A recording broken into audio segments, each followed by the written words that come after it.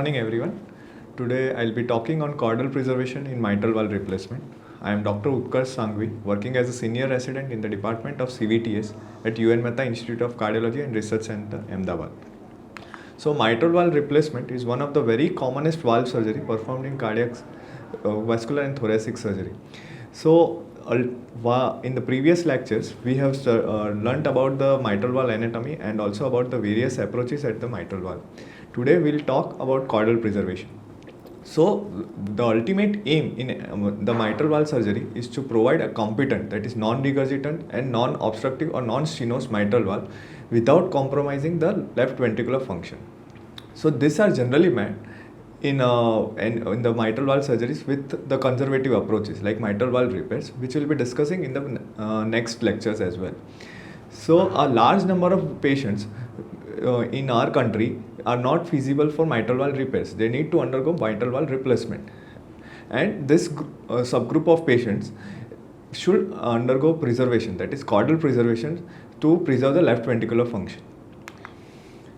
First, we'll start with a few slides on mitral valve anatomy. I know it's been discussed in the previous lectures, but to get oriented with this lecture, we'll just go through the anatomy.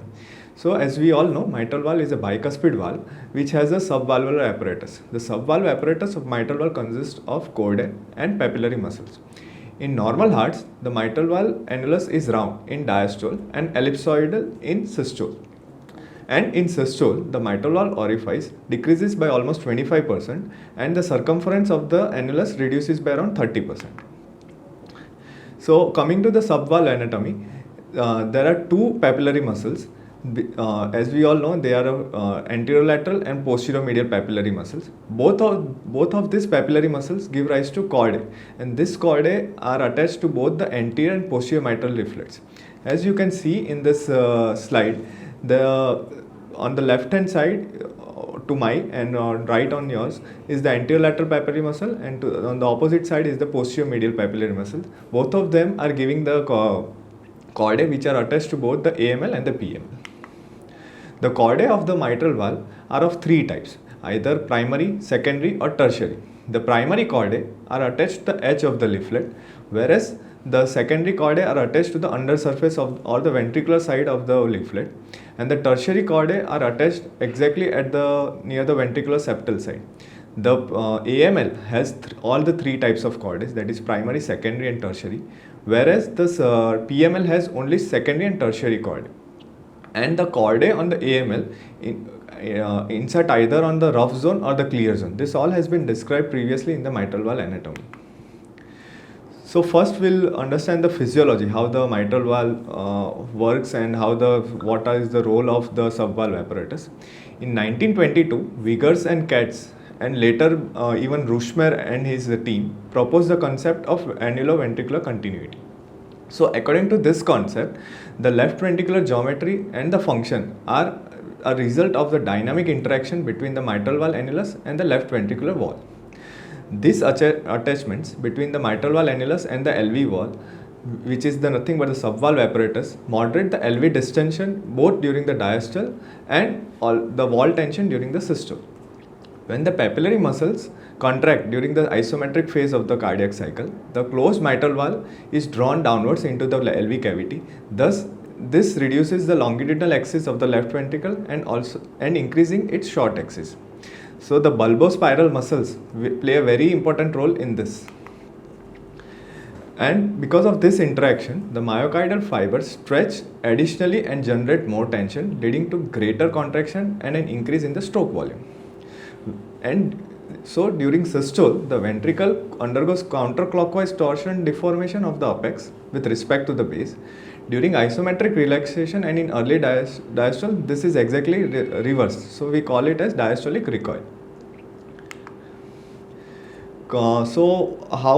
First we'll come to the history of the caudal preservation. It was way back in 1964 when Lillehei introduced the concept of caudal preservation during mitral valve replacement. He did this because he felt that the problem of post-operative low cardiac output syndrome can be reduced. However, there were people who opposed this, and then no one accepted the criteria, means like protocol of preserving chordae during mitral valve replacement.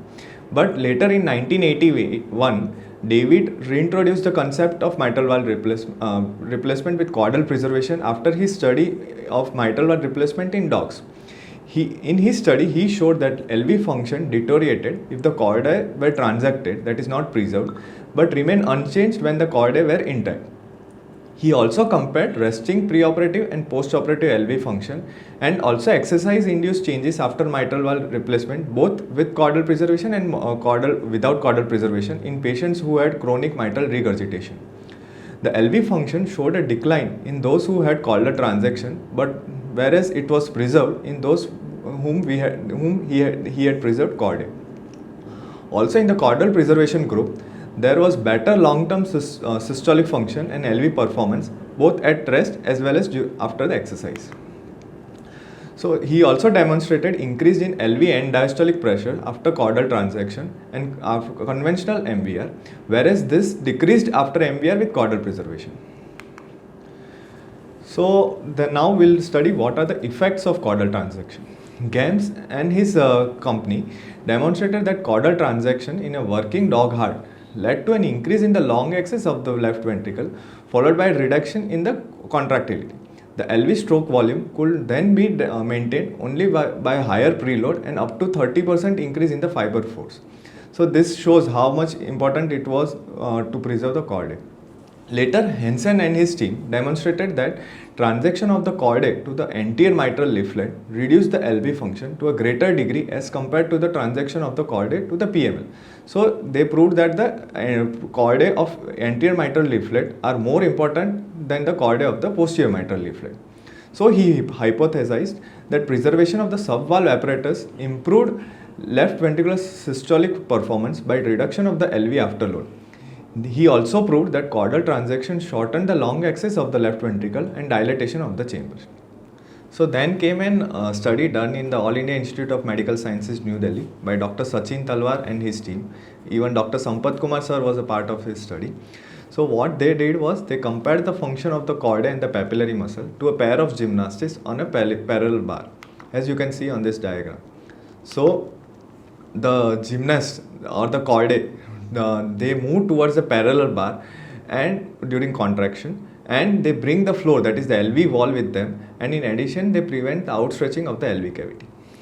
When either of the chordae are transected as shown in the down figure number 2a, so only one gymnast will work to bring the unsupported LV cavity towards the mitral valve annulus, and it will have to work more.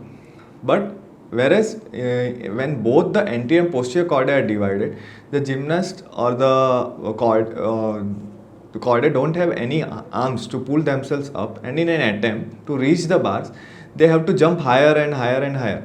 But with each attempt, they sink lower and lower, resulting in dilatation of the LV cavity and thinning of its walls. When all the chordae are intact, the gymnasts are free to do their work. So this is the diagram done by Dr. Sachin Talwar and his team. So they have compared the two parallel bars which suggests the mitral valve annulus in the heart. The chordae and the subvalvular apparatus are denoted by the gymnast with both their arms, whereas the floor is means the LV cavity is denoted by the floor. In this figure 2, you can see when one of the chordae is transected, either AML chordae or the PML chordae, the remaining chordae has to work more and more to bring the floor or the LV cavity upwards during each systole. And whereas in the figure 2b, where you see both the chordae are transected, so the gymnast cannot come up, that is the LV cavity cannot come up, and it tries to contract more and more, but ultimately it cannot happen and it goes on dilating, resulting that the LV geometry is lost. So now what happens during the mitral valve disease? As we all know that in chronic MR, the LV function gradually declines. The regurgitation into the left atrium during systole, which we call it as a regurgitant stroke volume, is added to the forward stroke volume and tends to increase the total forward output and the ejection fraction in the early phase. However, progressive LV dilatation increases the wall tension as per the Laplace's law, which leads to increased systolic wall stress and also increases the afterwall.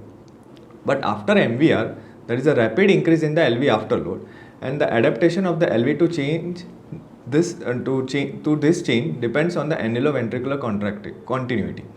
Fixation of the mitral valve annulus with a rigid prosthesis further interferes with the distension and the contraction of the varus constrictors.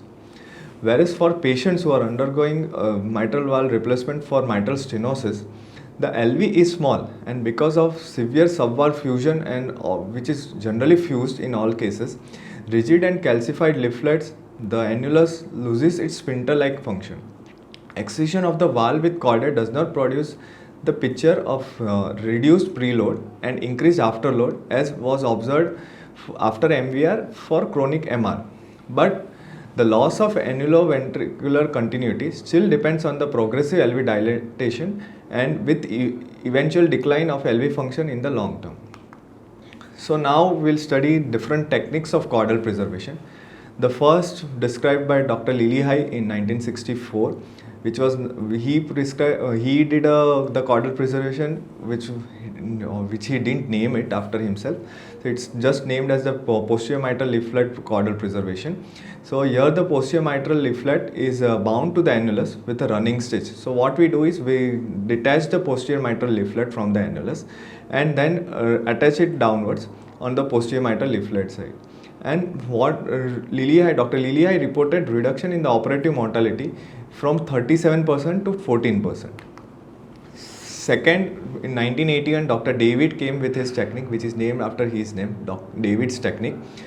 So what is done, as you can see in the figure, the AML is incised at its base and the incision is extended on both sides 2 to 3 mm away from the attachment, and it's carried out on both the sides towards both the sides of the commissures, and the incision is then extended towards the edge of the leaflet, and the triangular portion of the segment of AML is excised, leaving the chordae attached to the remaining leaflet. And then the remaining AML is resuspended to the mitral valve annulus by sutures used to secure the prosthetic valve, and the posterior mitral leaflet with its chordae is left intact. So what are the advantages of the David's technique? It helps to maintains the maintenance of the chordae it maintains the chordae in the natural anatomic orientation. It also reduces the risk of left ventricular outflow tract obstruction and also reduces the bulk of the leaflet tissue. So the third technique of chordal preservation is the Ficki's technique. It is one of the most commonly used technique in the Indian subcontinent, where the use of the mechanical tilting disc valve, the Indian made TTK Chitra valve, is very common. So here what we do is with the AML, the anterior mitral leaflet is split from the center of the free edge towards the annulus. So we started from the free edge of the leaflet. In David's technique, what we were doing is we were incising at the base of the leaflet and extending toward both the sides. Here we start from the edge of the leaflet and go towards the annulus and extend the incision on both sides towards the commissures, and the resulting two halves of the leaflets along with the intact chordae are trimmed to remove the thickened and calcified areas, and the remaining tissue which is left over after decalcification and debulking is then rotated posteriorly towards the PML and sutured towards the posterior mitral annulus. So the advantages, as I have already told, it is the most commonly used technique where we are using the tilting disc valve for mitral valve replacement, and it also maintains the chordal continuity to the AML. The disadvantage is that it disturbs the normal geometric relationship of the mitral subvalvular apparatus, which could alter the distribution of the regional LV wall stresses and disturb chordal tension during papillary muscle contraction. Thereby, it reduces LV systolic and diastolic function. Next technique is Khonsari's technique. So here what we do is the AML is detached from the annulus, and the Khonsari is divided into two, Khonsari 1 and the Khonsari 2. So in Khonsari 2 what we do is we excise the ellipse of a tissue. So here you can see, as in the figure A, elliptical tissue from the AML is excised, and the remaining part of the AML is reattached to the anterior annulus, so towards the AML side. But if the leaflets are very thickened and calcified, where we cannot excise the ellipse of the tissue, We excise 2 to 5 segments which have the most of the chordae. So these are reattached to the annulus. So this becomes a Khonsari 2. As you can see in the figure B, we have detached around 2 to 5 small segments of the AML which contains maximum of the chordae. These are reattached to the annulus again.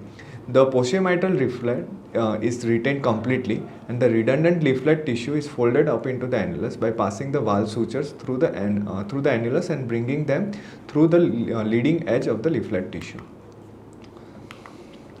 So the advantages of Khonsari techniques is like there is no left ventricular outflow tract obstruction, there is no interference with the prosthetic valve function, there are less chances of myocardial rupture. But the disadvantage is like the chordae could become stretched around the struts of the bioprosthesis, especially when you are using a bioprosthetic valve, thereby exerting more stress on the retained chordae. Next is the Mickey's technique. This is the most commonly used chordal preservation technique globally.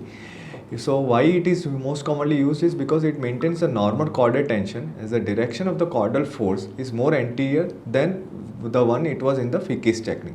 So here what we do is the incision, the AML is separated from the annulus and incised in the center, and the anterior lateral and the posterior medial commissures are also incised, and the papillary muscles are also split. The excessive cuspal tissue and the fibrous and calcific nodules are then excised. The two chordal attachments which are left over after excising the calcified and the thickened leaflets, they are sutured back to the respective places, where means either they are if they are originating from the anterolateral papillary muscle, they are sutured to the anterolateral commissure, and if they are originating from the posterior medial papillary muscle, they are sutured into the posterior medial commissure. The PML is then incised in the center, and the prosthetic valve is sutured in position after plicating the posterior mitral leaflet, and so here you can see the AML was first incised, split into the center. The leaflets were trimmed, and the leaflets which were left over later on after debulking and decalcified are sutured back to the respective commissures from where they originated. The advantages of this technique is like it is simple. There are very less chances of left ventricular outflow tract obstruction. It can be used especially for rheumatic valve disease where the leaflets are thickened and calcified.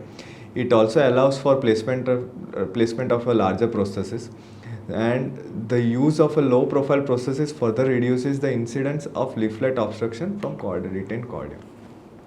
The next most commonly used technique was described by Rose and Oz.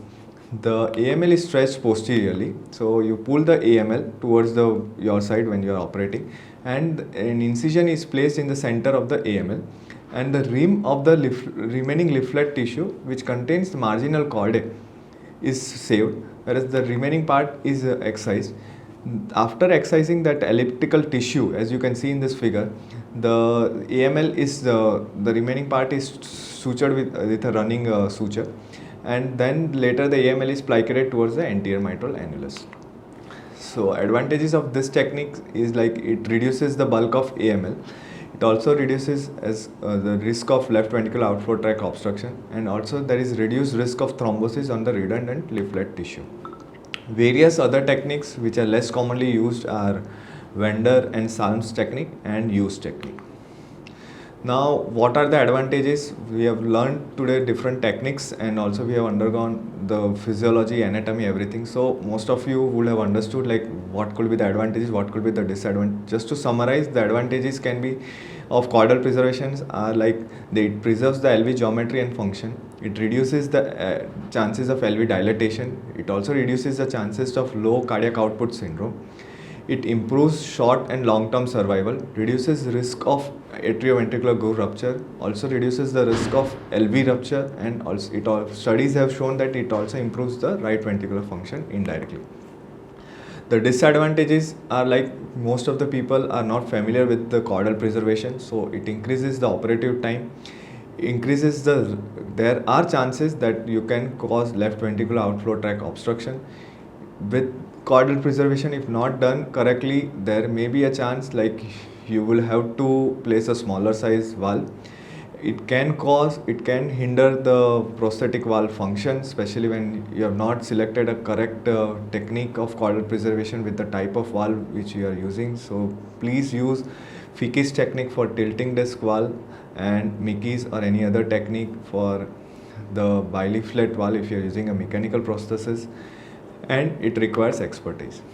So here I'll conclude by telling that caudal preservation during mitral valve replacement confers several advantages as compared to the conventional mitral valve replacement, as it preserves left ventricular geometry and function. It also reduces the operative mortality, improves early and long-term survival, and also reduces the risk of ventricular rupture. With appropriate surgical technique, even large size prosthetic valves can be implanted, and the risk of prosthetic valve dysfunction and left ventricular outflow tract obstruction can be eliminated. There is emerging evidence which suggests that right ventricular function may improve significantly after left ventricular caudal preservation. Thank you.